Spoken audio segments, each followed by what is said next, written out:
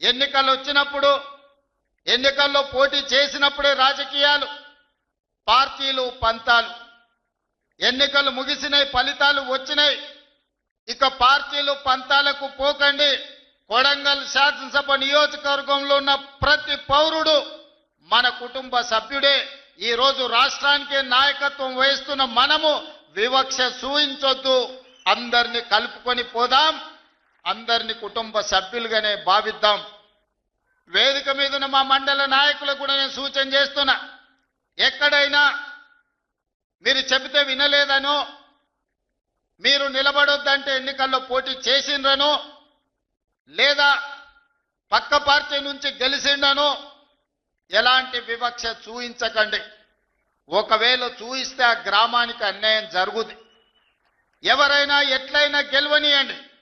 మన నియోజకవర్గంలో ఏ గ్రామంలో ఏ తండాలో ఏ సమస్య ఉండకూడదు, ఏ వివక్ష ఉండకూడదు. ఈ నియోజకవర్గంలో అందరూ మనకు కావాల్సిన వాళ్ళే.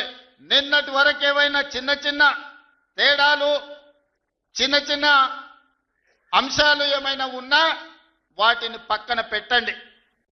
ఈరోజు మనము పెద్ద హోదాలో ఈ నియోజకవర్గం ఆశీర్వదిస్తే బాధ్యత నిర్వహిస్తున్నాం. పెద్ద హోదాలో మనం ఉన్నప్పుడు పెద్ద మనసుతో మనం వ్యవహరించాలి. చిన్న చిన్న విషయాలను, గ్రామ కక్షలను పెంచి పోషించకూడదు. గ్రామ కక్షలకు వ్యతిరేకంగా గ్రామాల అభివృద్ధికి పాటు పడే విధంగా ప్రతి గ్రామానికి, ప్రతి తండాకు రోడ్డు, గుడి, బడి, నీళ్ల ట్యాంకు, చదువుకోవడానికి పిల్లలకు విద్య, వైద్యాన్ని అందించి ఈరోజు మనము ఉన్నతమైన నాణ్యమైన సేవలను ఈరోజు మనం ప్రజలకు అందించాలి. ఈరోజు నేను ఒకవేళ సమయం పూర్తి స్థాయిలో మీ దగ్గరికి రాలేకపోయి ఉండొచ్చు, కానీ నాకు తెలియని విషయం లేదు. 10 సంవత్సరాలు గెలిచినా ఓడినా మీ మధ్యలోనే ఉండి ప్రతి గ్రామం తిరిగిన, ప్రతి గ్రామం పేరు, ప్రతి తండా పేరు, ఆ గ్రామంలోనూ ఆ తండాలోనూ ఏ పార్టీకైనా మీరు పని చేసినా ఆ పార్టీ నాయకుల పేర్లు నాకు సంపూర్ణంగా తెలుసు. అందుకే 2009 నుంచి 2023 వరకు ఎక్కడ నిలబడ్డా, ఎక్కడ గెలవడానికి అవకాశం ఉన్నా మళ్ళీ ఇక్కడికే వచ్చి మీ మధ్యలోనే ఉండి ఇక్కడే ఎందుకు పోటీ చేసినా అంటే ఇది నా కుటుంబము, ఇది నా సొంత ప్రాణంతో సమానము. అందుకే కొడంగల్ శాసనసభ నియోజకవర్గం నుంచే తిరిగి ఎన్నికల బరిలో దిగిన. 2018లో కుట్ర జరిగి ఓటమి చెందిన మీరు నిండు మనసుతో మళ్ళీ మల్కాజ్గిరి పార్లమెంట్లో నిలబడితే వందలాది వేలాది మంది కార్యకర్తలు ఇక్కడి నుంచి అక్కడికి వచ్చి సొంత ఖర్చులు పెట్టుకొని ఇల్లు తిరిగి కాళ్ళకు దండం పెట్టి అక్కడ ఉన్న ఓటర్లకు మా కొడంగల్లో అనుకోని తప్పిదం జరిగింది, ఈ రాష్ట్రానికి నష్టం జరుగుద్ది, మా అన్న ఓడిపోతే మల్కాజ్గిరి పార్లమెంట్లో అని మీరే తిరిగి 35 లక్షల ఓట్లున్న మల్కాజ్గిరిలో 14 రోజుల్లో మళ్ళీ ఇక్కడి నుంచి వచ్చిన కొడంగల్ కార్యకర్తలే ఆనాడు అవిరాళమైన కృషి చేసి గెలిపించడం జరిగింది. కృతజ్ఞత తీర్చుకునే అవకాశం వచ్చింది. మీకు నిజంగా సేవ చేసే భాగ్యం నాకు తగిలింది. ఈ రోజు నేను అనుకుంటే ఏదైనా చేయగలిగిన స్థాయిలో మీ ఆశీర్వాదంతో నేను ఉన్నా. ఇంతకంటే పెద్ద పదవి వచ్చేది లేదు, ఇంతకంటే మంచి అవకాశం దేవుడు ఇచ్చేది లేదు. ఇంత గొప్ప అవకాశం, ఇంత మంచి పని చేసే అవకాశం వచ్చింది ఈనాడు. అందుకే మా సర్పంచులకు, ముఖ్యంగా మా మహిళా సర్పంచులకు, ఇంజనీరింగ్ చదువుకున్న ఆడబిడ్డలు కూడా ఈరోజు సర్పంచులుగా గెలిచి ఉద్యోగాలు వదులుకొని ఈరోజు ప్రజా జీవితంలోకి వచ్చిండ్రు. వాళ్ళందరికీ నా సూచన ఒక్కటే, మీ గ్రామానికి ఏం కావాలనో మీరు ప్రణాళికలు సిద్ధం చేసుకోండి. ఈ వేదిక మీద నుంచి రాష్ట్రంలో గెలిచిన 12,706 మంది సర్పంచులకు నేను సూచన చేస్తున్నా, ప్రత్యేకంగా స్పెషల్ డెవలప్మెంట్ ఫండ్ చిన్న గ్రామాలకు 5 లక్షలు, పెద్ద గ్రామాలకు 10 లక్షలు యథావిధిగా మీ గ్రామాలకు వచ్చే నిధులు కాకుండా స్పెషల్ డెవలప్మెంట్ ఫండ్ ముఖ్యమంత్రి నిధి నుంచి మేజర్ గ్రామ పంచాయతీలకు 10 లక్షలు, చిన్న గ్రామ పంచాయతీలకు 5 లక్షలు నూతన సంవత్సరంలో మీకు ఇచ్చే బాధ్యత నాది అని ఈ వేదిక మీద నుంచి తెలియజేస్తున్నా. కేంద్ర ప్రభుత్వం నుంచి రాష్ట్ర ప్రభుత్వం నుంచి వచ్చే నిధులకు ఈ నిధులు అదనం. ఇవాళ మీరందరూ గ్రామంలో ఏదో చెప్పి ఉంటారు, ఎన్నికలకు పోయినప్పుడు ప్రభుత్వం నుంచి వచ్చే నిధులు మీకు సరిపోకపోవచ్చు, లేదా మీరు ఏదైనా ప్రత్యేక మాట ఇస్తే ఆ మాట నిలబెట్టుకోవాలంటే మీకు కష్టం అవుతుండొచ్చు.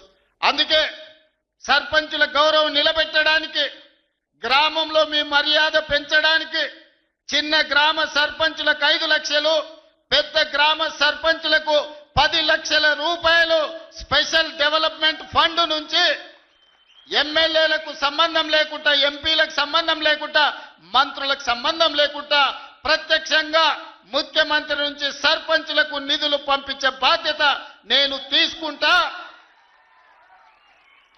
ఈ కొడంగల్ వేదిక మీద నుంచి మా సర్పంచులందరికీ నేను విజ్ఞప్తి చేస్తున్నా, ప్రణాళికలు సిద్ధం చేసుకోండి. మీరిచ్చిన మాట నిలబెట్టుకోవడానికి మీ గ్రామంలో దీర్ఘకాలికంగా వాయిదా పడుతున్న సమస్యను పరిష్కరించుకోవడానికి మీరు ఈ నిధులను ఉపయోగించండి. దాంతో మా సర్పంచ్ గారు ఇచ్చిన మాట నిలబెట్టుకున్నారు. ముఖ్యమంత్రి గారి నుంచే డైరెక్ట్గా ప్రత్యక్షంగా నిధులు తెచ్చుకోగలిగిన మా సర్పంచులని మీ గౌరవం నిలబడుతుంది, మీ మర్యాద పెరుగుతుంది. అందుకే ప్రత్యక్షంగా ఈనాడు ఈ గ్రామ సర్పంచులకు నిధులు ఇవ్వాలి అని నిర్ణయం తీసుకున్నా. మిత్రులారా, ఈ వేదిక మీద నుంచి తెలంగాణ ప్రజలకు నేను సూచన చేస్తున్నా. 2023 డిసెంబర్లో మీరు ఆశీర్వదించి మెజారిటీ ఇచ్చి ప్రభుత్వాన్ని ఏర్పాటు చేసి 2 సంవత్సరాలు నిండుగా పూర్తి చేసుకున్నాం. ఆనాటి నుంచి ఈనాటి వరకు గత 10 సంవత్సరాలలో ఆ ప్రభుత్వం ఇవ్వని రేషన్ కార్డులు ప్రతి గ్రామంలో ఇచ్చినాం. ఇవాళ మీ గ్రామంలో ఎవరికైనా రేషన్ కార్డులు రాకపోతే గ్రామ సర్పంచులందరికీ విజ్ఞప్తి చేస్తున్నా, ఇల్లు తిరగండి, పేర్లు రాసుకోండి, ప్రతి ఇంటికి రేషన్ కార్డు ఇచ్చే బాధ్యత రాష్ట్ర ప్రభుత్వం తీసుకుంటుంది. దాంతో మీకు గ్రామాల మీద పట్టు పెరుగుతుంది. ఈనాడు దొడ్డు బియ్యం తినాలంటే బర్లకు దానా పెట్టేది. మరి ఈరోజు మా ఆడబిడ్డలు సర్పంచులు వచ్చారు, దొడ్డు బియ్యంతో నేను కాలం పోయింది, ఈరోజు సన్న బియ్యం తినాలి, ప్రభుత్వం ఇచ్చే సన్న బియ్యంతో సంటి బిడ్డలకు మీరు పౌష్టికాహారం పెట్టాలి. ఇవాళ తెలంగాణ రాష్ట్రంలో 3,10,00,000 మందికి సన్న బియ్యం అందిస్తున్నాం. ఇంకెవరికైనా సన్న బియ్యం అందకపోతే మీరు పేర్లు రాసుకరండి, ప్రతి వ్యక్తికి సన్న బియ్యం 6 కిలోలు వాళ్ళ ఇంటికి పంపించే బాధ్యత మీరు తీసుకోండి. మీ తరఫున మీకు బియ్యం ఇచ్చే బాధ్యత నేను తీసుకుంటా. అదేవిధంగా పేదవాళ్లకు ప్రతి ఇంటికి 200 యూనిట్లు ఉచిత విద్యుత్తు ఇస్తామని చెప్పినాం. ఏ పేదవాడి ఇంటికైనా ఉచిత విద్యుత్తు 200 యూనిట్లు రాకపోతే వాళ్ళ పేర్లు రాసుకోండి. మీరు రాసిన ప్రతి ఇంటికి ఉచితంగా 200 యూనిట్లు విద్యుత్ ఇచ్చే బాధ్యత మీ అన్న మీ సోదరుడిగా నేను తీసుకుంటా. అదేవిధంగా రైతు భరోసా 9 రోజుల్లో 9,000 కోట్లు మీ ఖాతాలో వేయడం జరిగింది. 69 లక్షల పైచిలకు రైతులకు రైతు భరోసా వేసినాం. ఇంకా కూడా ఎక్కడైనా తండాలలో, గూడెలలో, మారుమూల పల్లెల్లో ఏదైనా రైతుకు రైతు భరోసా రాకపోతే గ్రామ సర్పంచులకు నేను విజ్ఞప్తి చేస్తున్నా, మీరు రాసుకొని రాండి. రైతు భరోసా నిధులు ఎకరాకు సంవత్సరానికి 12,000 రూపాయలు వాళ్ళ ఖాతాలో వేసే బాధ్యత మనం తీసుకుందాం. అదేవిధంగా ఈనాడు ఆడబిడ్డలకు ఆర్టీసీలో ఉచిత బస్సు ప్రయాణం ఇచ్చినాం. ఏ ఆడబిడ్డకైనా బస్సులో ఎవరైనా బస్సు కిరాయి అడిగితే నా దృష్టికి తీసుకురండి, ఆ కండక్టర్కు డ్రైవర్కు చెప్పండి, ఒకవేళ కిరాయి పైసలు ఎక్కడైనా అడిగితే మా అన్నకి చెప్తాం, మా అన్నకి చెప్తే నీ నౌకరు ఊడుతుందని వాళ్ళకి చెప్పండి ధైర్యంగా. ఎక్కడి నుంచైనా ఎక్కడికైనా వెళ్ళండి. అమ్మగారింటికి పోతారా, అమ్మవారిని దర్శించుకుంటారా, శ్రీశైలం మల్లన్న దగ్గరకు పోతారా, యాదగిరిగుట్ట లక్ష్మీ నరసింహస్వామి దగ్గరకు పోతారా, లేకపోతే భద్రాచలంలో ఉన్న రాముల వారిని దర్శించుకుంటారా, తొందరలోనే సీతక్క దగ్గర సమ్మక్క సార్లమ్మ జాతర జరగబోతుంది, మీరు ఆ జాతరకు పోతారా, బోనాలకు పోతారా, మా ఆడబిడ్డలు ఎక్కడికి పోయినా పండగనే మీరు పండగ చేసుకోండి, మీరు పోయి గుళ్ళ దర్శనాలు చేసుకోండి, అమ్మను పలకరించి రండి, నెలకు 2 సార్లన్నా మీ కన్న తల్లిదండ్రులను పోయి పలకరించి రాండి. అదేవిధంగా ఈనాడు 1 కోటి మంది ఆడబిడ్డలకు 1 కోటి చీరలు పెట్టాలి. ఈ చీరలు కాదు, ఈ చీరలు మీ సోదరుడిగా ఇదొకసారే ఈనాడు పెట్టే ఇందురమ్మ చీర మా ఆడబిడ్డలకు సారే అని చెప్పిన గ్రామీణ ప్రాంతాలలో 65 లక్షల మంది ఆడబిడ్డలుండ్రు, పట్టణ ప్రాంతాలలో 35 లక్షల మంది ఆడబిడ్డలుండ్రు. వాళ్ళందరి 1 కోటి మందికి 1 కోటి ఇందిరమ్మ చీరలు ఇవ్వాలని పెట్టుకున్నాం. మా సర్పంచులకు సూచన, ఎవరికైనా చీర అందకపోతే 18 ఏళ్ల పైబడ్డ ప్రతి ఆడబిడ్డకు ఇందిరమ్మ చీర ఇవ్వాల్సిందే. ఎక్కడైనా మీ గ్రామంలో చీర అందకపోతే మీరే స్వయంగా పేర్లు రాసుకోండి. నేను అధికారులకు, చీఫ్ సెక్రటరీ గారికి వేదిక మీద నుంచి ఆదేశాలు ఇస్తున్నా, జిల్లా కలెక్టర్లకు ఆదేశాలు ఇస్తున్నా, చీర రాని ప్రతి ఆడబిడ్డకు ఇంటికి చీర పంపించాలి. ఇది వాళ్ళ సోదరుడు పెడుతున్న సారే, మీ రేవంత్ అన్న పంపించిన చీర మీ కుటుంబానికి సారే అని చెప్పి ఈనాడు మీరు చెప్పాల్సిందిగా, చీరను చేరవేయాల్సిందిగా అధికారులకు నేను ఆదేశాలు ఇస్తున్నా. ఇవాళ మీ పిల్లల్ని పాఠశాలలకు పంపించండి, మీ పిల్లల్ని చదివించండి.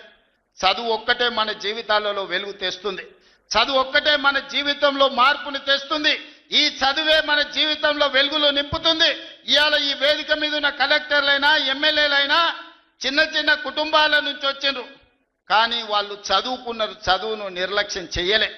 అందుకే ఈనాడు మీ పిల్లలకు ఈ నియోజకవర్గంలో 25,000 మందికి పొద్దున్నే టిఫిన్ పెట్టి తల్లిదండ్రులు కూలి పనికి పోతే పిల్లలకు నాస్త పెడతారో పెట్టారో అని ఇవాళ పొద్దున టిఫిన్ పెడుతున్నాం, మధ్యాహ్నం భోజనం పెడుతున్నాం.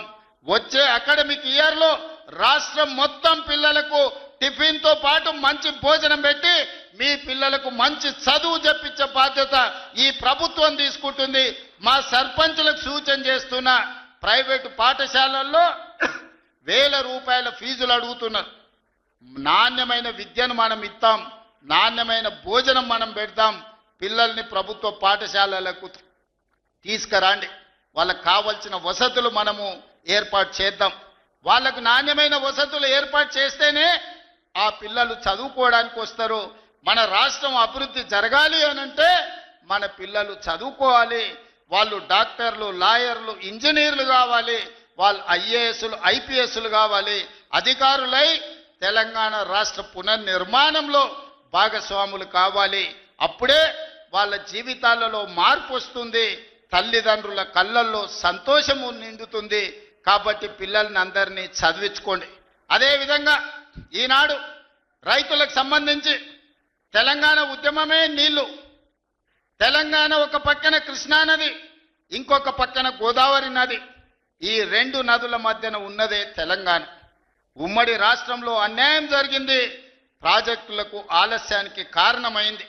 అందుకే 4 కోట్ల తెలంగాణ ప్రజలు తెలంగాణ కోసం నడుం బిగించి 100,000 మంది పిల్లల ఆత్మ బలిదానాలు చేసుకొని తెలంగాణ రాష్ట్రాన్ని సాధించుకున్నారు. ఇకనైనా మన సమస్య పరిష్కారం అవుతుంది అనుకున్నారు. ఈ సమస్య శాశ్వత పరిష్కారం అయితే ఈ తెలంగాణ భూములు బీళ్ల నుంచి పాడి పంటలతో సస్య సామలమైతాయని ఈ ప్రాంతం అనుకున్నది. 10 సంవత్సరాలు 2 సార్లు కేసీఆర్ గారికి అవకాశం ఇచ్చారు. 10 ఏళ్లలో ఏ ప్రాజెక్టు పూర్తి చేయలే, ఏ ఎకరాకు నీళ్లు ఇవ్వలే.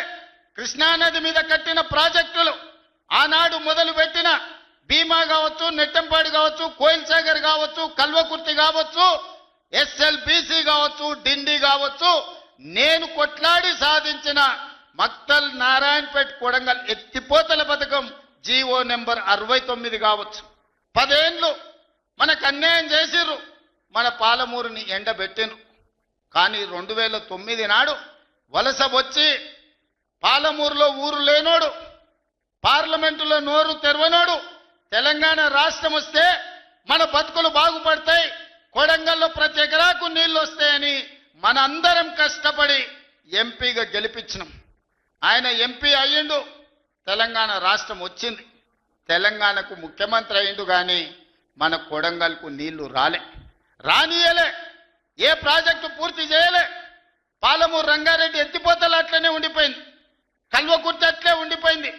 భీమా, నెట్టెంపాడు, తుమ్మిళ్ళ, ఆర్డిఎస్ ఏ ప్రాజెక్ట్ అయినా తీసుకోండి, ఎస్ఎల్బిసి టన్నెల్ కావచ్చు, కృష్ణా నది మీద ఏ ప్రాజెక్టు పూర్తి చేయలే, ఏ ఒక్క ఎకరాకు నీళ్లు ఇవ్వలే. కానీ 1,83,000 కోట్ల రూపాయలు 10 ఏళ్ల కాంట్రాక్టర్లకు బిల్లులు ఇచ్చిండు. 1,000 కోట్ల రూపాయలు వాళ్ళ కుటుంబం కమిషన్లు కొట్టింది.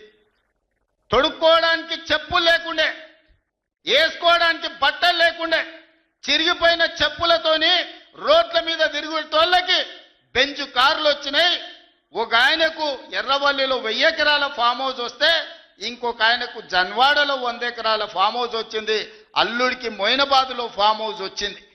వాళ్ళ బతుకులు బాగుపడ్డాయి, వాళ్ళకి టీవీలు వచ్చినాయి, వాళ్ళకి పేపర్లు వచ్చినాయి, 1,000 కోట్ల రూపాయల వ్యాపారాలు వచ్చినాయి, వాళ్ళకి ఫామ్ హౌజులు వచ్చినాయి. కానీ మనకు మాత్రం నీళ్లు రాలే. ఆనాడు కృష్ణానదిలో వరదలు వచ్చి అలంపూరు మునిగిపోతే అలంపూరు ప్రజల కోసం బంజారాయిల్స్లో నా ఇల్లమ్మి పేదోళ్ళకి ఇల్లు కట్టిస్తాను చంద్రశేఖరరావు చెప్పిండు. ఆయన ఇల్లు అమ్మలేదు కానీ 100 ఎకరాల ఫామ్ హౌజులు కట్టుకున్నాడు. ఆ నిర్లక్ష్యం నుంచి 10 ఏళ్ళు చూసినాం. ఇక పాలమూరు ప్రజలు నిర్ణయం చేసుకోరు. మా బతుకులు బాగుపడాలంటే మట్టికి పోయినా ఇంటోడే పోవాలని పెద్దలు చెప్పారు. ఇక వాణ్యవనో వీణ్యవనో ఎవనెవనో మోసేది లేదు. మా బిడ్డ ఈ మట్టిలో పుట్టి ఈ మట్టిలో కలిసిపోయి మా బిడ్డ ఈ తెలంగాణకు ముఖ్యమంత్రి ఉండాలి. మా బిడ్డ ఉంటేనే మా సమస్యలు పరిష్కారం అవుతాయని పాలమూరు మొత్తం ఏకమై తెలంగాణకి ఒక స్ఫూర్తిగా నిలబడి ఈ జిల్లా నుంచి మీరు ఆశీర్వదించారు కాబట్టి ఈనాడు తెలంగాణ రాష్ట్రంలో మనం ప్రభుత్వాన్ని ఏర్పాటు చేసినాం. పడవ పెట్టిన ప్రాజెక్టులను ఒక్కొక్కటిగా పరిష్కరిస్తున్నాం. ఈ ప్రాజెక్టుల యొక్క సమస్యల్ని, ఈ ప్రాజెక్టుల యొక్క అనుమతుల్ని ఈ రోజు సాధిస్తున్నాం. అన్నీ ఉన్నా అల్లు నోట్ల శని ఉన్నట్టు ఎన్ని అనుమతులు తెచ్చినా ఇవాళ 8 లక్షల కోట్ల రూపాయలు అప్పు చేసి నా నెత్తి మీద పెట్టిపోయాను. గ్రామాలల్లో పెద్ద కుటుంబాలు ఉంటాయి. దావతుల కోసం, విలాసాల కోసం తండ్రి అప్పులు చేసి అనుకోకుండా చచ్చిపోతే ఇంటి పెద్ద కొడుకుకు మొత్తం భారం అయి పడుతుంది. సంసారం ఎక్కడుందో తెలియదు, ఏ భూమి ఎవరికి తనఖా పెట్టిండో తెలియదు, ఊర్లో ఎవరి దగ్గర అందిన కాడికి ఎంత అప్పు చేసిండో తెలియదు, చుట్టాల దగ్గరకు పోతే మర్యాద లేదు, తెలిసిన వాళ్ళ దగ్గరకు పోతే సిల్లి గవ్వ బుట్టే పరిస్థితి లేదు అని మనం గ్రామాలలో చూసినాం. ఇవాళ అచ్చంగా తెలంగాణ రాష్ట్ర ముఖ్యమంత్రిగా నా పరిస్థితి గదే. అనుకోకుండా కుటుంబ పెద్ద కోల్పోతే, ఇంటి బాధ్యత నెత్తి మీద పడితే, అప్పుల ఊబిలో కూరుకపోతే సమాజంలో కష్టపడి దుక్కి దున్ని పంట పండించి ప్రతి ఒక్కరిని కలుపుకొని పోయి సంసారాన్ని నడిపించడానికి పెద్ద కొడుకు ఎట్లా ప్రయత్నం చేస్తాడో ఈ 2 ఏళ్లలో ఒక్క రోజు కానీ ఒక్క గంట కానీ సెలవు తీసుకోకుండా రోజుకు 18 గంటలు పనిచేసి తెలంగాణ రాష్ట్రాన్ని ఇవాళ దేశంలోనే ఒక గౌరవప్రదమైన స్థానానికి తీసుకొచ్చినాం. కానీ ఆయన 10 ఏళ్ళు సృష్టించిన గందరగోళం, చేసిన అప్పులు, తీసిన పరువు నిలబెట్టాలంటే ఇది సరిపోదు. కష్టపడుతున్నాం. దుక్కి దున్నంగానే పంట వండుతుందా? ఇతనాలు జల్లాలి, అదును అవ్వాలి, ఇతనాలు జల్లాలి, కాలం కలిసి రావాలి, పంట వండాలి. ఒకవేళ పంట వండినా కోతకొచ్చిన సమయంలో అకాల వర్షం వడగండ్ల వాడల పడితే పండించిన పంట కూడా నేలపాలే అవుతుంది. కాలం కూడా, దేవుడు కూడా మనల్ని ఆశీర్వదించాలి. ఇవాళ తెలంగాణలో కాలం కలిసి వచ్చి దేవుడు ఆశీర్వదించిండు కాబట్టి ఇవాళ కష్టపడ్డాం. మొన్న ఆయన వచ్చిండు 2 ఏళ్ల తర్వాత, ఏదో మంచి చెప్తాడేమో అనుభవంతో నేను అనుకున్నా. పెద్ద మనిషి కదా, మనం కూడా ఈ మధ్యకాలంలో ఎప్పుడేం అనలేదు. ఏదైతే మీకు చెప్పినో అంతకంటే ముందు నా మీద 181 కేసులు పెట్టిండు. చెంచల్గూడ, చెర్లపల్లి జైల్లో బంధించిండు. ఎన్నో రకాలుగా సతాయించిండు. నన్నే కాదు, నా కుటుంబాన్ని కూడా పట్టి పీడించిండు. కానీ బాధ్యత వచ్చినాక ఆలోచన చేసిన, నా కోపాన్ని, నా బాధను దృష్టిలో పెట్టుకొని ఇవాళ పగ సాధించే కార్యక్రమాలు మొదలు పెడితే, ఆయన పై వలగొట్టే పని పెడితే రాష్ట్రానికి నష్టం జరుగుతుందని తూవాన్ పాపన వాడు పోతాడు, పోని మనం మంచి పని చేయాలి. దేవుడు శిక్ష ఇచ్చిండు. నేను ప్రమాణ స్వీకారం చేసినాడే కూలబడ్డాడు, నడువిరిగింది. ఇంక ఇంతకంటే పెద్ద శిక్ష నేను జైలు వేసినా అయ్యేదేం లేదు. ఆయననే ఫామ్ హౌస్ను ఒక బందీఖానగా మార్చుకొని చుట్టూతో నా పోలీసులే ఉన్నారు, లోపల ఆయన ఉన్నాడు. చెర్లపల్లికి పంపించినా, చెంచల్గూడకు పంపించినా గదే అవుతుంది కదా. ఇక తిండి బరువు నాకు ఎక్కువ అవుతుంది, అదొకటి. లోపల చెర్లపల్లి సెంచల్ కూడా పెడితే ఆయన తిండే తినికి మళ్ళీ ఆయన ఏదైనా కావాలంటే అదిగిన చేస్తే సర్కార్కి ఎక్కువ ఖర్చు అవుతుంది. తిండి ఆయన సంపాదించి తిన్నా ఫామ్ హౌస్లే ఒక బందీఖానగా పెట్టుకొని చుట్టూతా మన పోలీసులే పహారా కాస్తున్నారు. ఇక ఆయన చేసిన పాపాలకు ఆయననే పోతాడని ఊరుకున్నా. ఎప్పుడన్నా ఏమన్నా అన్నానా? ఏమన్నా అన్నానే? ఎప్పుడన్నా ఏమన్నా అన్నానా? మీరు చెప్పురు. ఇక్కడ పాత్రికా మిత్రులుగా ఉన్నారు అందరు, నాకు కూడా దోస్తులే కదా వాళ్ళందరూ. చెప్పురు. ఎప్పుడన్నా ఏమన్నా అన్నానా? ఒక్క కేసు అయినా పెట్టినా? పోనీ ఈ జిల్లాలో ఎవరి మీద నన్ను ఒక కేసు పెట్టినా? ఎన్ని పాపాలు చేసారు వాళ్ళ ఎమ్మెల్యేలు మంత్రులు మీకు తెలుసు కదా, ఎంతమంది ఆస్తులు గుంజుకున్నారు మీకు తెలుసు కదా. ఎవరినన్నా నేను కక్షతోనేమన్నా చేసినా? నేను ఒకటే అనుకున్నా, ఎవరిని పాపానికి వాడు పోతాడు. మనం చూసినా చూడకపోయినా పైన దేవుడు ఉన్నాడు, పైనుంచి కిందికి చూస్తూనే ఉంటాడు. ఎవరిని లెక్క వానికి రాస్తూనే ఉంటాడు, ఎవరిని మిత్తి వానికి చెల్లిస్తూనే ఉంటాడని. ఆ మిత్తిలో భాగంగానే నేను ప్రమాణ స్వీకారం చేయడానికి పోయిన రోజే మంచం మీద నుంచి బోర్ల పడి మక్కెలు ఇరిగి మూలకు పడ్డాడు. ఇక ఆయన నిన్నొచ్చి పెద్ద మనిషిలాగా మంచి చెప్తాడేమో అనుకున్నా. తోలు తీస్తా అని అన్నాడు. తోలు తీస్తాడంటేనే ఇక నేను చెప్పదలుచుకున్నా, అయ్యేగా నా సంగతి వదులు కానీ మా సర్పంచులు వచ్చిండ్రు, రా ఏ తోలు తీస్తావురా? నీ తోలు తీసుడు కాదు, నిన్ను చీరి చింత కట్టి చింత మడకల ఏలాడేసి కొడతారో లేదో మా సర్పంచులు, రా కొడంగల్కి వస్తావా లేకపోతే మమ్మల్ని చింత మడకకు రమ్మంటావా? మా సర్పంచులను తోలుతా. సోయి లేని మాటలు, స్థాయి లేని విమర్శలు. ఒక్కటన్నా అక్కడికి వచ్చే మాట మాట్లాడిండా? 10 ఏళ్ళు నువ్వు పూర్తి చేస్తే, 10 ఏళ్ళు ఎస్ఎల్బి పూర్తి చేస్తే నల్గొండకు 4 లక్షల ఎకరాలకు నీళ్లు వచ్చేది. 10 ఏళ్ళు పాలమూరు రంగారెడ్డి పూర్తి చేస్తే పాలమూరు జిల్లాలో 10 లక్షల ఎకరాలకు వచ్చేది. కల్వకుర్తి పూర్తి చేస్తే 3.5 లక్షలకు వచ్చేది. భీమా పూర్తి చేస్తే 2 లక్షలకు వచ్చేది. కోయిల్ సాగర్ లేకపోతే ఏది చేసినా, నెట్టంపాటు చేసినా, నా మక్తల్ నారాయణపేట కొడంగల్ పూర్తి చేస్తే 1.5 ఎకరాలకు మాకు నీళ్లు వచ్చి ఇవాళ కందులు వండించి జొన్నలు వండించి కల్తీ కళ్ళు దాగి బతికే పరిస్థితి మాకెందుకు ఉంటుండే? మేము కూడా మీ లెక్కనే మంచిగా పంటలు వండించేటోళ్ళం, మంచి బట్టలు తొడుక్కునేటోళ్ళం, మేము కూడా మా పిల్లల్ని చదివించుకునేటోళ్ళం.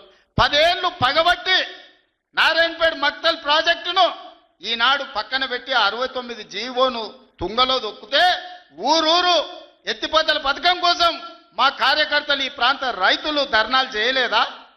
పార్టీలకు అతీతంగా 69 జీవో కోసం కొట్లాడలేదా? నీ సొమ్మె ఏం పోయిందా? మాకు నీళ్ళు ఇయ్యాలంటే నీకు ఇంత కడుపు నొప్పా? నువ్వు మళ్ళీ బయటకు వచ్చి ఇవాళ ఆయన తోలు తీస్తా అంటు. తోలు నాది కాదు కానీ ఆ షేక్పేటలో మటన్ కొట్టు మస్తాన్ ఉంటాడు, ఆయన రోజు మేకలను కోసి మండి నడుపుతుంటాడు. ఆయన చెప్పిన కేసీఆర్ ఖాళీగా ఉన్నాడంటనే తోలు తీస్తాడంట. నీ మటన్ కొట్టు మస్తాన్ దగ్గర ఇంత నౌకరీ ఇయ్యండ్రి, ఇంత బోటో కూరనో పోయేటప్పుడు ఇయ్యండ్రి బొక్కనో. ఎందుకంటే కోసిన వాళ్ళకు మామూలుగా తోలు తలకాయలు ఇస్తాం కదా మనం ఇంటికాడ దసరా పండుగ అప్పుడు, అవునా? ఏం శివకుమార్ రెడ్డి, మన ఇళ్ళల్లో పండుగ పూట వచ్చి ఆటను కోస్తే కాళ్ళు తలకాయ కోసినోనికి ఇస్తాం కదా.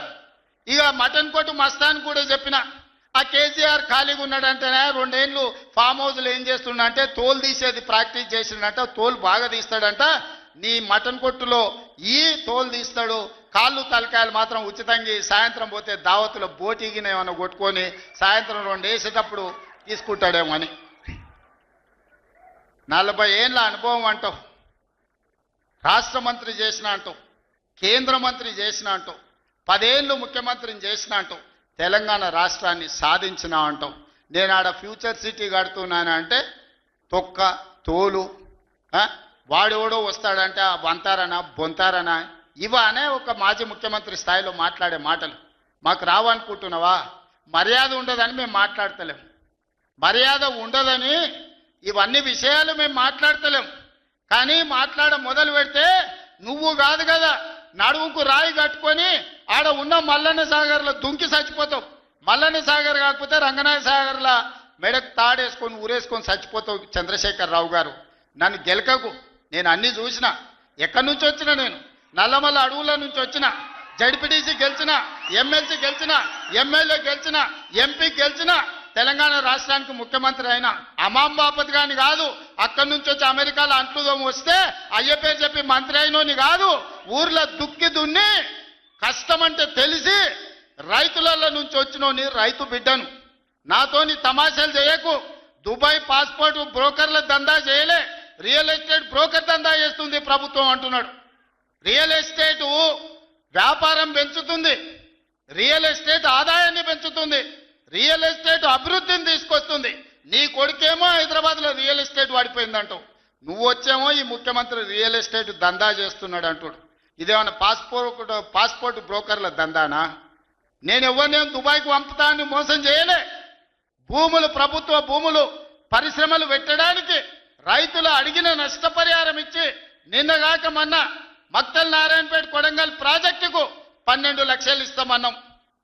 మా రైతులందరూ కాదు కూడదన్నారు. ఏం కావాలన్నా అడగమని మా శ్రీహరికి, మా శివకుమార్ రెడ్డికి చెప్పిన, మా పర్ణికమ్మకు చెప్పిన. వాళ్ళు పోయి మాట్లాడిను. వాళ్ళు అడిగింది నాకు వచ్చి చెప్పురన్న. వాళ్ళు 20 లక్షల ఎకరం కావాలన్నారు. పిలిచి క్యాబినెట్లో పెట్టి ఎకరాకి 20 లక్షల దాకా ఇచ్చి 96% ప్రజలు ఏకగ్రీవంగా ఆమోదిస్తే వాని భూమి పోయిన దుఃఖంలో ఉంటాడు, 10 రూపాయలు ఎక్కువ ఇవ్వాలని 20 లక్షల ఎకరాలాగా చెల్లించి నిన్నగాక మన లగచర్ల లేకపోతే హకీంపేటలో పోలేపల్లె భూమి తీసుకున్నాం. మొదట్లో 7 లక్షలు అన్నారు. అధికారులతో పంచాయతీ పెట్టుకోరు. పాపం తెలిసి తెలియక వాళ్ళు చేసిన అబద్ధాలకు ఈరోజు పంచాయతీ పెట్టుకోరు. చివరికి అడిగినాం, 20 లక్షలు 22 లక్షలు కావాలని ఇచ్చినాం.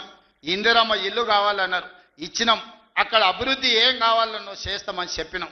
ఆడకు జూనియర్ కాలేజ్ ఇచ్చినాం, మెడికల్ కాలేజ్ ఇచ్చినాం, ఇంజనీరింగ్ కాలేజ్ ఇచ్చినాం, డిగ్రీ కాలేజ్ ఇచ్చినాం, అగ్రికల్చర్ కాలేజ్ ఇచ్చినాం, వెటర్నరీ కాలేజ్ ఇచ్చినాం. ఈ రోజు సైనిక్ స్కూల్ ఈ రాష్ట్రంలోనే లేదు.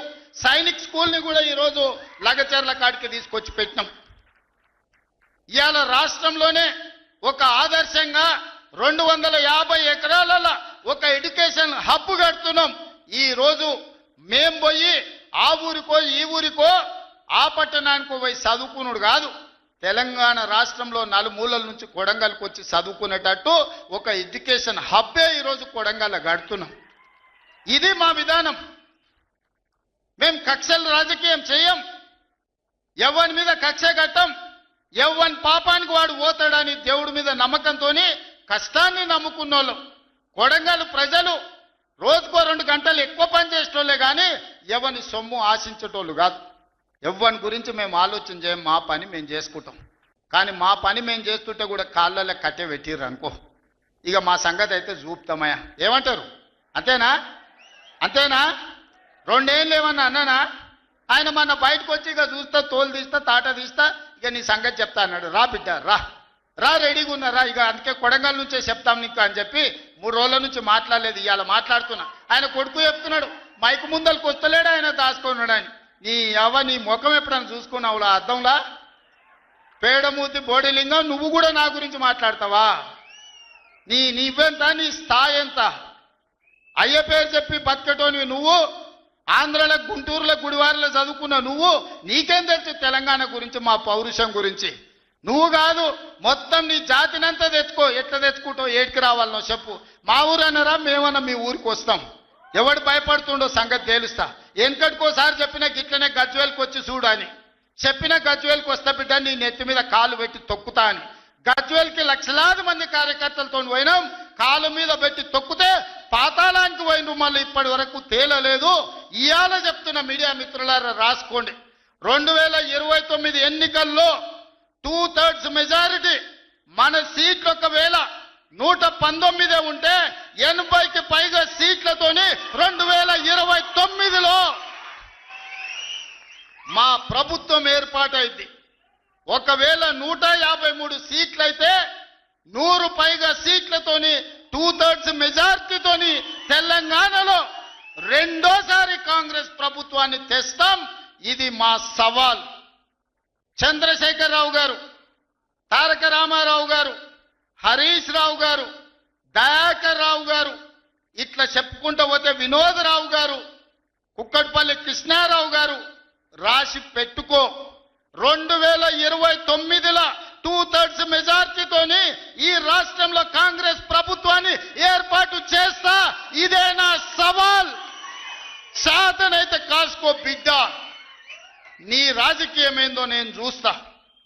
నేను రాజకీయం చేసినంత కాలం ఈ కల్వకుంట చూసేటోళ్ళు కాలకుంట విషం లాంటి కేసీఆర్ కుటుంబాన్ని అధికారులకు రానివ్వను. ఇదే నా శపథం.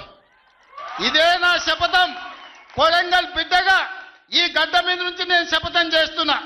నేను రాజకీయాలలో ఉన్నంతసేపు రాబోయే ఎన్నికల్లో కేసీఆర్ కుటుంబానికి అధికారం అనేది ఇక కళ. బీఆర్ఎస్ పార్టీ కేసీఆర్ చరిత్ర గతమే. మీ పార్టీకి మీకు భవిష్యత్తు లేదు.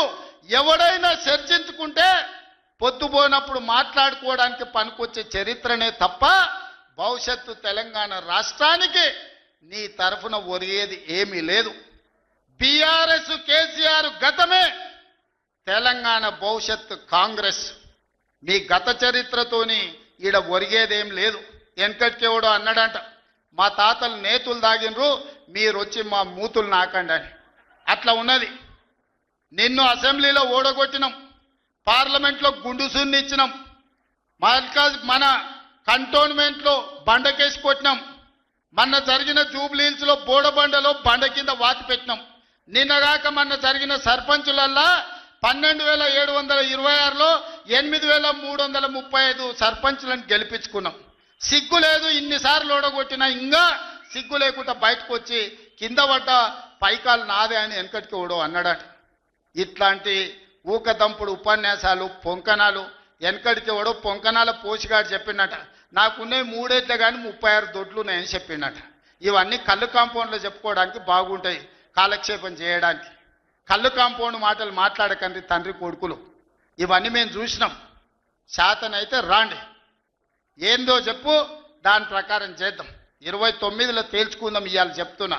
కాబట్టి ఇప్పటికైనా చంద్రశేఖరరావు గారు, మీ వయసుకు గౌరవిస్తాం, మీ అనుభవానికి గౌరవిస్తాం.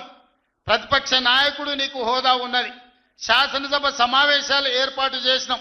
29 నుంచి చర్చలు రాబోతున్నాయి. 29 నాడు నువ్వు అడిగి ఎన్ని రోజులు సభ జరుపుదామో, నువ్వు అడిగినన్ని రోజులు అసెంబ్లీ నడిపిస్తా.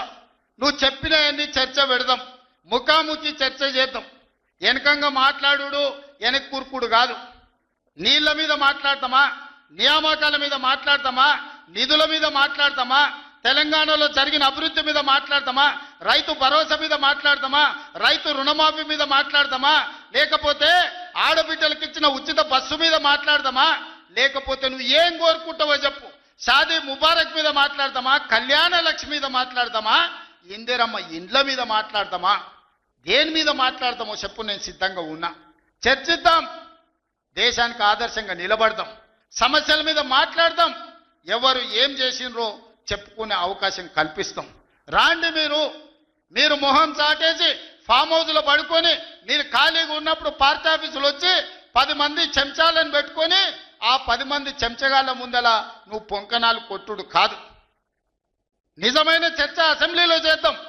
ప్రజలు ఎన్నికలు ముగిసినాయి, అసెంబ్లీలో చర్చ చేయమని చెప్తారు. ఎవరు ఏం మాట్లాడతారో ప్రజలు వింటారు. విఘ్నులైన ప్రజలు తీర్మానం చేస్తారు. ఇలా సర్పంచులు అయిపోయినాయి, గ్రామ సభ పెట్టి సమస్యలు పరిష్కరించాల్సిన వాళ్ళు మళ్ళా సందు ఇల్లు తిరుగుతుందా అంటే ఏమన్నా అర్థం ఉందా? సర్పంచులారా మీరు చెప్పండి. ఇల్లు తిరిగినరు, ప్రజల దగ్గరకు పోయిరు, ప్రతి తలుపు తట్టినరు, ప్రతి గుండెకి చేరు, నమస్కారం పెట్టిరు, గెలిస్తే వాళ్ళు తీర్పిచ్చారు, మీరంతా సర్పంచులు అయ్యారు. గ్రామ సభ పెట్టి గ్రామ పంచాయతీలో మాట్లాడుకోవాలి, అంతేనా? వార్డు మెంబర్లు, ఉప సర్పంచ్, సర్పంచ్ కూర్చొని మాట్లాడుకొని ఏ సమస్యలున్నా పరిష్కరించుకుంటాం. అది ఇచ్చిపెట్టి మళ్ళీ ఎవడో పోరంబోకోడు ఇల్లు తిరుగుదాం రా అంటే పోతారా? ఇవాళ కేసీఆర్ కూడా గట్టిగా మాట్లాడుతున్నాడు. ఈడ మాట్లాడదాం రావంటే రంగారెడ్డి జిల్లాలోటి, పాలమూరులోటి, నల్గొండలోటి ఆయన మీటింగులు పెడతాడంట. నువ్వు మీటింగులు పెట్టకపోతే సంతలో పోయి బర్రెలను కాసుకో, మేము వద్దంటున్నామా? మాదేం పోయింది? నీకు పొద్దు పోకపోతే మా కల్వకుర్తి సంతల్లో, కొడంగల్ సంతల్లో, ఇట్లకెళ్ళ మా ఎడ్ల సంతలు బొచ్చడు ఉన్నాయి. మత్తల్లో కూడా లేదు, పెబ్బేర్లో పెద్ద సంత ఉన్నది, పసల సంత. పోయి ఆడ పసల కాడ పోయి బర్రెం కాసుకోపో, నేను వద్దంటున్నానా? నాదేం పోయింది? నీకు ఎట్లాగూ పని లేదు, ఖాళీగా ఉన్నావు పోయి ఆ పెబ్బేరు సంతలో బర్రెలు కాసుకోపో, బర్రెలు కొనుక్కోపో, నేను వద్దానన్నా? చర్చ చేయడానికి సభ ఉంది, అర్థవంతమైన చర్చలు చేద్దాం, తెలంగాణ ప్రజలకు వివరిద్దాం. అప్పుల మీద వివరిద్దామా, అభివృద్ధి మీద వివరిద్దామా, ఉద్యోగ నియామకాల మీద వివరిద్దామా, నీళ్ల మీద వివరిద్దామా, నువ్వు కట్టి కూలిన కాళేశ్వరం మీద మాట్లాడతామా, టెలిఫోన్ ట్యాపింగ్ మీద మాట్లాడతామా, సొంత బిడ్డనే ఇంటల్లుడు ఫోన్ని ట్యాపింగ్ చేసినోడు ఇంతకంటే సిగ్గులేనోడు ఉంటాడా అని వాళ్ళు చెప్తారు. ఓ పక్కన నేను 1 కోటి మంది ఆడబిడ్డలకు చీర పెడతా, సారె పెడతా నేనంటే ఉన్నొక్క చెల్లెల్ని ఇంట్లోకెళ్ళి బయటకు వెళ్ళగొట్టిన వాడు ఆస్తిలో వాటా అయ్యేస్తుంది. గంత పనికిమాలినోడు, సొంత చెల్లెలకే చీర పెట్టలేనోడు, సొంత చెల్లెలకే పండుగ పూట బుక్కెడు బువ్వ పెట్టినోడు, వాడు కూడా ఒక మనిషా? మా ఆడబిడ్డలను ఆలోచన చేయమని అంటున్నా. ఏం ఆశిస్తామమ్మ పుంటింటి కాడ మనం చెప్పురి. మెట్టింటికి వచ్చిన తర్వాత పండుగ పూట ఇంత బుక్కెడు పువ్వు పెడతాడు, మా అన్ననో తమ్ముడో ఉంటే చీర పెడతాడు, ఇంటి ఆయన ముందర ఇజ్జత్ పోకుంటూ ఉండని కానీ కోరుకుంటాం. గంతేనా? వాళ్ళ ఆస్తి అడుగుతామా? వాళ్ళ ఆస్తి అడుగుతామా? ఆడపిల్లలు మీరు సగం మంది సర్పంచులు ఉన్నారు కదమ్మా, ఆడపిల్లలారా మీరు చెప్పండి. పుట్టింటి గౌరవం నిలబెట్టడానికనే ప్రయత్నం చేస్తారు కదా మీరు మీ అత్తగారింటి కాడ. వాళ్ళ ముందర మీకు ఇజ్జత్ లేకుండా పండుగ పూట తల్లిదండ్రులు వాడు అన్ననో తమ్ముడో ఉంటే పండుగకి ఇంటికి కూడా విలువకపోతే మీ అత్తగారింటి కాడ పక్కింటి కాడ తోటికోడల ముందర ఇజ్జత్ పోతుంది. అమ్మ గిత్త కంటే అవమానం ఉంటుందా? ఓ పిలిచో సారి చీర పెట్టకపోయినా మీరే కూడా పెట్టుకుని ఉంటే వానికి ఇచ్చో చీర కొని నువ్వు పెట్టినట్టు అన్న చేయరా అంటాం. పుట్టింటి ఇజ్జత్ ఎవరన్నా తీస్తారా? ఏ ఆడబిడ్డనన్నా తెలంగాణలో ఉన్న ఆడబిడ్డ ఎవరైనా ఎంత కష్టమని ఉండని ఎంత నష్టమని ఉండని పుట్టింటి ఇజ్జత్ నిలబెట్టడానికనే ప్రయత్నం చేస్తుంది కదా. మీరు అందరు కూడా తెలంగాణ ఆడబిడ్డలే కదా. ఇవాళ ఇంతో అంతో తండ్రి గాలికి సంపాదించిన దాంట్లో వాటా ఇవ్వాల్సి వస్తుందని మెడలు పట్టి దొబ్బితివి నీ సొంత చెల్లెలు. నీ సొంత చెల్లెలకే సమాధానం చెప్పలోనే ఆయన నాకు సవాలు ఇసురుతున్నాడు. ఈ అవ్వ లాగులో తొండలు ఇచ్చి కొత్త బిడ్డ నేను అనుకుంటున్నావేమో. నా సంగతి ఇంకా తెలియదు. మీ నాయనని అడిగి ఇంటికి వచ్చి చెప్తాడు. ఏ అమెరికాలో బాత్రూమ్లు అడిగినట్టు అనుకుంటున్నావు నాతో మాట్లాడు అంటే నేనేదో మార్చుకుంటుండే పోని ఆవుల పోరోడి గాలికి తిరిగేటోడి గాలికి అంతో నాకెందుకని ఇవన్నీ వేషాలు. ఇంకా పక్కలో ఒక నలికుట్లోడు ఉంటాడు, 6 అడుగులు ఉన్నా అనుకుంటాడు. ఆ తలకాయ ఎక్కడుందో నాకు తెలియదు. కేసీఆర్ వచ్చి గర్జించిందంట, గర్జనకు నేను పోయి లోపల దాచుకున్నంట. ఇక కేసీఆర్ గర్జనలు గర్జించినట్టు లేవురా నాయన. మన గాడిదలు ఏం చేస్తావా? ఒండ్ర పెడతాయా? ఏమంటారు గాడిదలను? గాడిదలు అరిస్తే ఏమంటారు నరసింహ? గట్లున్నది. మీ గాండ్రింపులకు మీ బెదిరింపులకు ఉడత ఊపులకు భయపడ్డాడు ఎవరు లేరు బిడ్డ. ఈడ దుక్కి దున్నిన చేతులు ఉన్నాయి. మీరేదో తోలు తీస్తా అంటే తీపించుకోనికే లేము. ఈ కండలు కరిగినాయి, మిగిలిందే తోలు. ఫస్ట్ నీ తోలు సంగతి చూసుకో. నీ తోలు సంగతి చూసుకో. ఊర్లో మాకు తెలుసు, ఊర్లల్లో నాటుకోళ్ళు ఉంటాయి కదా, కోని కాల్చినాక మనం మంచిగా కాల్చి తోలు తీసి పసుపు పెడతాం కదా, మంచిగా తోలు తీసి పసుపు పెడతారు బిడ్డ మా కొడంగల్లోళ్ళు. నువ్వేదో తెలివితేటలు అనుకుంటున్నావు. ఈ తమాషా మాటలు, ఈ అతి తెలివితేటలు కట్టి పెట్టుకో. ఎన్ని ఎలక్షన్లు జరిగినా సిగ్గు లేకుండా అన్నిట్లలో డిపాజిట్లు పోతున్నా బండకేసి కొడుతున్నా బుద్ధి రాలే. ఇప్పటికైనా మారుండ్రి. నాకేం లేదు, మీరు అట్లుంటేనే మంచిది. ప్రజలు చీత్కరిస్తారు, చీదర కొడతారు, లాస్ట్ దేనికి వానికి రాకుండా పోతారు. కాకపోతే ప్రతిపక్షమే లేదు తెలంగాణలో అని బయటకు పోతే ఇజ్జత్ పోయేటట్టు ఉన్నది. గదొక్కటే నా చింత. అందుకే మిత్రులారా మంచిగా చేయండి. వేదిక మీద ఉన్న పెద్దలకు, మా మంత్రులకు అందరికీ నా సూచన, గ్రామాలలో సర్పంచులు వచ్చారు, అందరినీ కలుపుకోపోండి. గ్రామాల అభివృద్ధి జరిగినప్పుడే తెలంగాణ అభివృద్ధి జరుగుతుంది. ఇవాళ తెలంగాణ అభివృద్ధి చేసే బాధ్యత మనది. చిన్న వయసులో నాకు అవకాశం వచ్చింది. ఇప్పుడు చాలామంది మా సర్పంచ్ అమ్మ వచ్చింది సజ్జకాన్పేట, రేణుకమ్మనా మౌనిక, మా రాములు తమ్ముని కోడలు మౌనిక చెప్పింది 24 ఏళ్ళు చిన్న వయసులో నేను సర్పంచ్ అయిన సార్ అని. ఎన్నో ఆలోచనలతోని ఇలా చిన్న వయసులో మీరు అందరు సర్పంచ్లు అయినరు. ఇంజనీరింగ్ చదువుకున్న వాళ్ళు అయినరు, డిగ్రీ చదువుకున్న వాళ్ళు అయినరు, 22, 23 ఏళ్ళకు ఉన్న వాళ్ళు అయినరు, పెద్దోళ్ళు 80 ఏళ్ళు ఉన్న వాళ్ళు కూడా సర్పంచ్లు అయినరు. మా రాఘవ వాళ్ళ తల్లి సర్పంచ్ అయింది. వీళ్ళందరూ ఎందుకు అయినరు అంటే గ్రామానికి ఏమైనా చేయాలని అయినరు. మరి వాళ్ళ ఆలోచనలు వాళ్ళు గ్రామానికి చేయాలన్నదాన్ని మనం ఈరోజు పూర్తిగా సహకారం అందించాలి వాళ్ళకు. వాళ్ళందరినీ కూడా వాళ్ళు ఊర్లలో ఏం మాట ఇచ్చిండ్రో ఆ పనులు మనం చెయ్యాలి. వీలైనంత మేరకు నిధుల కష్టం ఉన్నది. మనం ఇచ్చేది మనం ఇద్దాం, కేంద్రం నుంచి తెచ్చేది కేంద్రం నుంచి తెద్దాం. మార్చి లోపల కేంద్రం నుంచి 3,000 కోట్ల రూపాయల నిధులు నేను పట్టుకొస్తా. మీకు అందరికీ గ్రామాలలో నిధులు ఇచ్చే బాధ్యత నాది. మార్చి 31 తారీఖు లోపల 3,000 కోట్ల రూపాయలు గ్రామాలకు పంపించే బాధ్యత నేను తీసుకుంటా. ఆ నిధులు దుర్వినియోగం కాకుండా మంచిగా ఖర్చు పెట్టుకుని మంచి పేరు తెచ్చుకోరు. నాకెట్లా చిన్న వయసులో ఈ రాష్ట్రానికి ముఖ్యమంత్రి అయ్యే అవకాశం వచ్చిందో, రోజుకు 18 గంటలు కష్టపడి ఎట్లయితే పనిచేస్తున్నానో మీరు కూడా గ్రామాలలో పని చేయండి, కష్టపడుండ్రి, గ్రామంలో ఇంత మంచి పేరు తెచ్చుకోండి, గ్రామాన్ని అభివృద్ధి చేయండి. నా వైపు నుంచి పూర్తిగా సహకారం ఉంటుంది. మళ్ళీ 2029లో ఎన్నికలు వచ్చినప్పుడు ఎవరు లెక్క వాళ్ళు చూసుకుందాం, ఎన్నికలు వచ్చినప్పుడు చూసుకుందాం. ఇప్పుడు కేవలం అభివృద్ధి మీదనే దృష్టి పెడదాం, గ్రామాలను ముందుకు తీసుకెళ్దాం. గ్రామాలు అభివృద్ధి చెందినప్పుడే తెలంగాణ రాష్ట్రం అభివృద్ధి చెందుతుంది. ఆ విధంగా ముందుకు వెళ్దామని మీరందరూ సిద్ధమే కదా గ్రామాలను అభివృద్ధి చేయడానికి? మీరందరూ సిద్ధమే కదా? ఇవాళ మా పోలీసు వాళ్ళు చెప్పినా కానీ మరి ఏమైందో, గెలిపించిన వాళ్ళేమో బయటూరు, గెలిచిన వాళ్ళేమో లోపలూరు. బయట చాలా మంది మా ముఖ్యమైన నాయకులందరూ కనిపించారు, పలకరించుకుంటూ వచ్చిన. ఏందా అంటే మా రాఘవ్ 10 పాసులే ఇచ్చిండు అన్న, ఏం చేయాలని అంటుండు. కాకపోతే మహేందర్ మరి పరిస్థితి ఏమో పాసులు ఇచ్చేది లేదు. బయట ఉన్నోళ్ళు తక్కువ కాదు, లోపలికి వచ్చిన వాళ్ళు ఎక్కువ కాదు. మీరు అందరు నా కుటుంబ సభ్యులే. మళ్ళీ నేను వస్తా, మీ అందరిని కలుస్తా, మళ్ళీ కూర్చొని అభివృద్ధి చేసుకుందాం. కొడంగల్ని ఒక ఆదర్శ నియోజకవర్గంగా తీర్చిదిద్దుదాం. ఇది నా ఒక్కడి వల్ల సాధ్యం కాదు, మీ అందరు సహకరిస్తేనే సాధ్యమైతే. అన్ని గ్రామాలకు ఏం కావాలనో గ్రామ సభలు పెట్టుకోండి, గ్రామ సభలలో చర్చించుండ్రి, మంచి పనులు చేద్దామని తెలియజేస్తూ మీ అందరి దగ్గర సెలవు తీసుకుంటున్నా. పెద్ద ఎత్తున మిమ్మల్ని గెలిపించిన వాళ్ళకి సప్పట్లు కొట్టురి. ఎందుకంటే మీ గెలుపులో బయట ఉన్న వాళ్ళు ఉండరు.